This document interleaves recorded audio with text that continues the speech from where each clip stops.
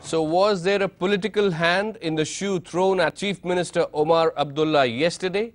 It had seemed like a huge security lapse at the Independence Day celebrations in Kashmir.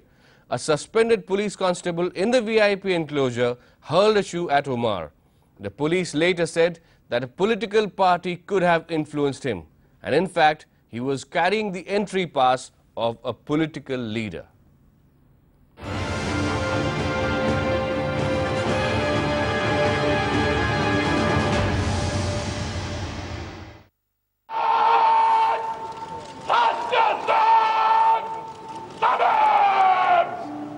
Drama at the Independence Day celebrations in Kashmir.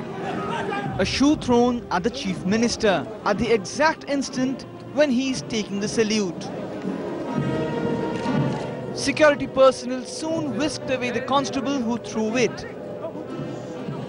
I am right now standing near the dais where Chief Minister Omar Abdullah was standing just a while ago giving the speech, and as you can see behind me, there's a VIP section from where a man threw a shoe onto the Chief Minister and shouted pro-freedom slogans.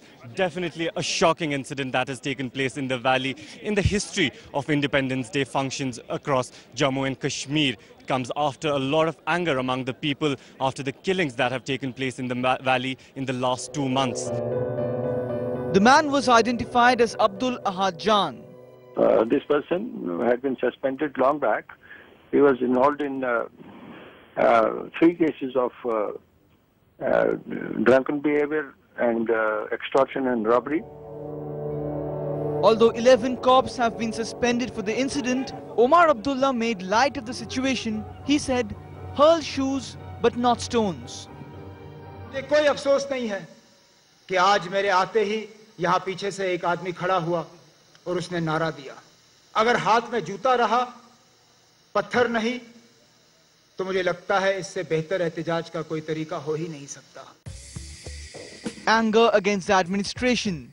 But the incident was also a huge security lapse and raises many significant questions. How did a cop facing criminal charges get into the VIP enclosure? How widespread is the anger in the Jammu and Kashmir State Police? How vulnerable is Omar to other such incidents? And will the State Police be replaced by the Central Forces for VIP security?